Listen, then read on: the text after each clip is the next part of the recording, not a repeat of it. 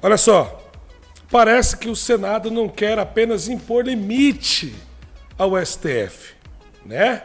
Parece que o Senado propõe ao Brasil e aos brasileiros que vai haver uma grande reforma no sistema político, eleitoral, até mesmo ali constitucionalmente falando. Por quê? Porque ele veio a público dizendo que o Brasil pensa em acabar com a reeleição no Brasil. Por quê? Porque isso não vai abranger apenas ao mandato presidencial, né?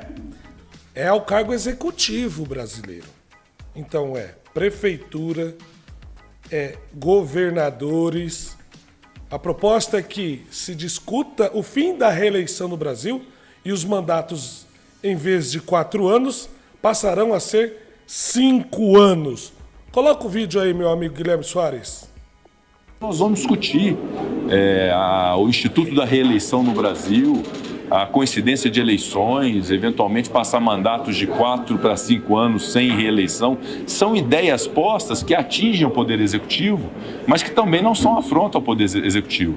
São reflexões e deliberações que é papel do Congresso fazer, que é aqui a Casa do Povo, e nós somos votados para isso, somos os legítimos representantes da sociedade, que interessa ao Judiciário, que interessa ao Executivo, mas que são decididas no Legislativo. Parece que foi um recado aí direto aí para o Supremo Tribunal Federal novamente, né? Que eles são os legítimos representantes do povo, porque quem foi votado foi eles, né? Isso daí é uma diretaça ao Supremo Tribunal Federal, colocando as coisas em ordem. E quando eu falei que parece que existe uma espécie de também uma pincelada, não é nem uma reforma constitucional, eu falo que é a manutenção da separação dos poderes, né, meu amigo? Quando ele fala isso, ele quer dizer que o judiciário fica no seu lugar, né?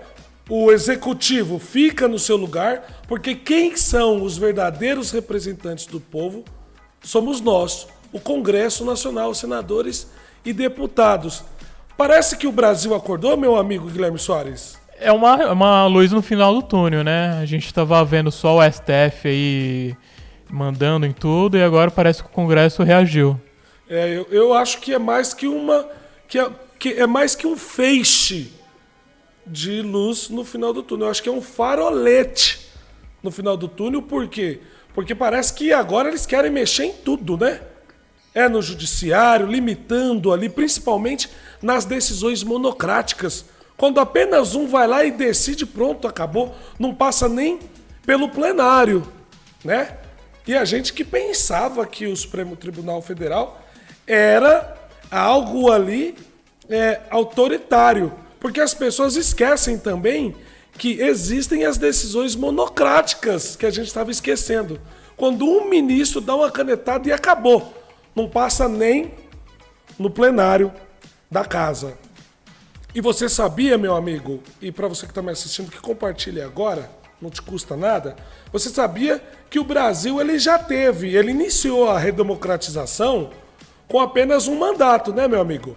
Lá na era Collor, quando o Collor foi eleito, o primeiro presidente do Brasil depois da Constituição, pelo voto direto, era apenas um mandato. Você sabia disso, meu amigo? Né? Era apenas um mandato de 4 anos. Mas o que aconteceu? Fernando Henrique Cardoso, ele provocou a emenda número 16. Lembra até hoje, foi muito polêmico isso daí. A emenda 16. A emenda 16, ela permitia a reeleição no Brasil, não só de presidente, mas para prefeitos e governadores. E você sabia que o Lula, ele atuou juntamente com o Fernando Henrique, né? O Lula disputando as eleições ali, juntamente ali contra o Fernando Henrique Cardoso, era outros, Enéas, né? Ele dava muitas entrevistas que ele não gostava do mandato único de 4 anos. E aí o que aconteceu? Anos mais tarde, 2 deputados lá do Acre abriram o jogo. Você sabe como é que foi feito isso? Como? Fernando Henrique, ele vence as eleições depois que Itamar Franco termina o mandato do Collor, né? Porque o Collor, diferente do que muita gente sabe, a gente já falou isso aqui, mas vou repetir, o Collor não foi impeachmentado. Ele renunciou para não ser impeachmentado, entendeu? Para não perder seus direitos políticos. E aí Fernando Henrique vem ganhar as eleições, né? Ele manda esse projeto lá para a Câmara. Só que, sabe o que acontece? O primeiro mensalão, depois da redemocratização, foi esse projeto do Fernando Henrique Cardoso. Você sabe quanto deputado federal recebeu para votar a favor do projeto? 200 mil, equivalente ao dinheiro de hoje. Caramba. Foi 2 deputados, não lembro aqui o nome, mas eu lembro que era do Acre, e um era do PFL e o outro do DEM. Eles falaram que sim, venderam os votos. E o Fernando Henrique Cardoso comprou, né?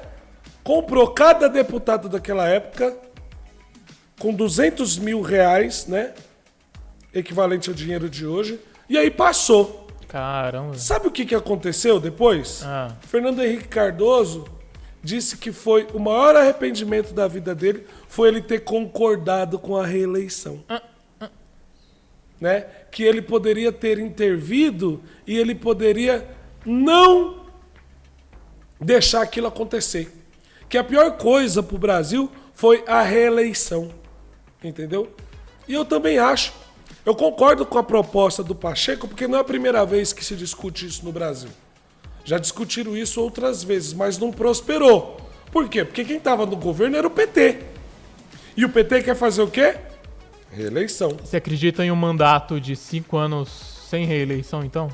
Teoricamente, se nós fôssemos uma sociedade evoluída, estou falando evoluída a nível que a maioria da população tivesse os seus estudos em dias, nível superior. Por quê? Porque isso faz de uma sociedade um bloco inteligente. Né? As pessoas não acreditam, não iam acreditar mais no populismo. Elas iriam passar a acreditar no que o Brasil realmente precisa. Em tese, o mandato único de 5 anos é o perfeito. Só que olha só, se você for parar para pensar no sistema, na máquina que circunda e que rege o poder político do Brasil, isso também é ruim. Sabia? Por quê? Porque olha só, você pode eleger alguém do seu partido. E aí é 10 anos. Mas para efeitos democráticos, isso é bom, porque você abre a possibilidade de que alguém novo assuma. Pode ser até alguém do seu mesmo partido, né? Que você eleja alguém do seu partido. Pelo menos dá a oxigenação de ideias. Só que olha só, você vai eleger alguém do seu partido e depois você pode se eleger de novo, entendeu? Aí nós estamos falando de 15 anos no poder. Por que eu falo que depende muito da sociedade se ela fosse evoluída e mais da metade da população do Brasil tivesse pelo menos nível superior para ser esclarecido e instruído? Porque a gente ia pensar muito bem na hora de votar. Ou seja, o nosso voto ele ia ter maior qualidade. Então, para que uma ideia dessa de acabar com a reeleição no Brasil, né, e dar um mandato único de 5 anos para presidente, governadores e prefeitos, seria muito melhor se o brasileiro tivesse uma qualidade de voto melhor também. Concorda, meu amigo? Sim. Se o brasileiro tivesse uma qualidade de voto melhor e tudo que está aí, né, fosse verdade, se tudo que está aí acabasse com as suspeitas, você sabe do que eu estou falando, né, meu amigo? do processo, e aí isso seria bom para o Brasil. Mas vamos parar para pensar aqui. Se o sistema é viciado e a gente não acredita no sistema de votação, concorda então que o partido poderia eleger mais um dele e o mandato seria de 10 anos. Né? Agora, se as coisas fossem sérias nesse país, começando pelo eleitor, aí sim. Mas quem sabe é o início, né? É o início de uma nova era. Cabe a gente agora acreditar no sistema eleitoral e dar maior valor no voto, né?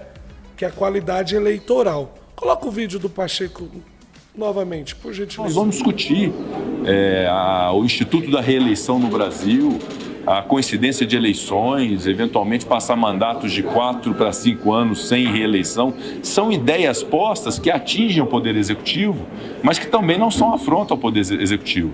São reflexões e deliberações que é papel do Congresso fazer, que é aqui a Casa do Povo, e nós somos votados para isso, somos os legítimos representantes da sociedade, que interessa ao Judiciário, que interessa ao Executivo, mas que são decididas no Legislativo. Muito bom. Fim da reeleição para governador, prefeito e presidente. Mandato de 5 anos. Agora cabe a gente, eleitores, ter um voto de qualidade, né? Para a gente não deixar apenas um partido mandar no Brasil. Exato. Por exemplo, eu tenho o meu mandato de 5 anos como presidente. Faço um bom governo. Eu vou apoiar a eleição de outro candidato do meu partido, já que eu não posso disputar a reeleição. Nem eu, nem meu vice-presidente, entendeu? E aí, eu saio do governo com uma popularidade grande, entendeu, meu amigo? Exato. E aí, por conta dessa minha popularidade grande, eu apoio o meu candidato do meu partido. E aí ele vence. Mais 5 anos para o partido. Se ele for um bom governo, bom. Mas e se ele for um péssimo governo, rachar o partido e acabar com o Brasil e se juntar com os bandidos? Você entendeu? É muito bom e é muito ruim também. Exato. Quem regula isso? Nós eleitores, a qualidade de voto. E é aí que a gente tem que parar para pensar se as propostas do candidato apoiado pelo último que saiu com a popularidade grande são boas. E a gente cobrar um comprometimento maior. Entendeu? Das legendas e do próprio candidato. E aí o que acontece? O Senado e a Câmara vai ter que estar muito bem afiado. Sabe por quê? Porque aí a gente tem que impeachment esse candidato que venceu e que vai passar mais 5 anos lá e vai dar 10 anos pro partido. É muito tempo, né? Muito tempo. Você tá entendendo? Então é assim. Caso ele comece a ser ruim, nós precisamos ter um Congresso muito bem afiado. Exato. E aí que vem a ideia da mudança do nosso sistema de governo. Porque quem permite que o mandatário caia rapidamente é o sistema de governo parlamentarista, né? Que aí, na condição de primeiro-ministro, ele é uma espécie de presidente. Entendeu? Então, eu só fico triste com tudo isso porque acabou de ser aprovada a mini-reforma eleitoral. Então, isso já tinha que estar incluído na mini-reforma. Exato. Para fazer efeito agora em 2026. E ter a possibilidade da direita eleger um candidato que fique lá 5 anos. Porque aí eu acho que é tempo suficiente para consertar as cagadas desse desgoverno. E é tempo pra consertar o país, né? Às vezes 4 anos a pessoa só fica pensando ali na reeleição e não pensa no governo, né? Sim. E é aí que eu falo que a qualidade do voto é importante e vai depender muito da gente. Só que a gente fica animado com isso momentaneamente. Por quê? Porque até agora, nesse momento, as coisas não são sérias nesse país. E a probabilidade desse assunto esfriar ser apenas uma ameaça pro Lula e pro judiciário é grande. Você sabe por que a gente deve desconfiar também desse discurso do Pacheco? Porque tá vindo a eleição novamente da presidência do Senado. E ele tem um concorrente lá dentro, que é o Davi Alcolumbre. Sim. E o Davi Alcolumbre, ele é o líder da CCJ, da Comissão de Constituição e Justiça. A mesma comissão que votou de forma relâmpago o projeto que limita os poderes do Supremo Tribunal Federal, entendeu? Então você acha que o Pacheco tá colocando essas pautas muito pensando na reeleição dele? Também. E o Alcolumbre também. Porque ele é o líder da CCJ, do Senado. Foi a que aprovou de forma relâmpago, lá em menos de 1 minuto, lá, a PEC, que limita os poderes do Supremo Tribunal Federal. Entendeu? Então, assim, essa notícia é boa, mas me cheira muito corrida eleitoral lá dentro do próprio Senado. Mas é você o acha que Alcolumbre tem... querendo aparecer e o Pacheco também. Mas você acha que tem chance de passar essa ideia dele? Tem chance de passar se for discutido agora, rápido. Antes de virar o ano de 2023 para 2024. Você entendeu? Porque se passar depois, já era. Porque é um ano eleitoral. Entendeu? Então, tem 3 possibilidades. A primeira é que eu quero acreditar, porém a mais fraca. Que sim, eles acordaram e estão pensando no Brasil. Segunda, que eles estão fazendo isso apenas para ter aquilo que eles querem do Lula. Que ao ameaçar o fim da reeleição no Brasil, ele está ameaçando o PT, o projeto de poder do PT, que é se reeleger em 2026. Lula se reeleger. Você está entendendo? Terceira, que os dois, tanto o Rodrigo Pacheco quanto o Davi Alcolumbre, estão fazendo já uma corrida eleitoral. Pacheco para se reeleger, né? E o Alcolumbre. Entendeu? Você tá me entendendo, meu amigo? E você acha que se reeleger, não. O Pacheco se reeleger, não. Em apoiar o candidato dele. Você entende? Que dá na mesma isso daí lá. E você acha que se essa proposta tivesse sido posta antes, o Lula teria ficado tanto tempo no poder? Não, né? Não. O Lula não teria ficado tanto tempo no poder. Pode ser que sim, pelo menos nos 2 mandatos dele. Porque segundo a mídia, eu até acredito, porque naquele tempo o Brasil era outro, a gente não se interessava por política e acreditava o que a Rede Globo falava, né? Segundo a imprensa da época, o primeiro mandato do Lula, se eu não me engano, ele saiu com 86% de aprovação popular. Então, mesmo que lá contasse o fim da reeleição e ele tivesse um mandato de 5 anos, ele possivelmente conseguiria eleger o candidato dele. Como ele conseguiu eleger e reeleger a Dilma. Entendeu? A direita no Brasil não existia. Era representada pelo Geraldo Alckmin, que falava que era a direita do Brasil.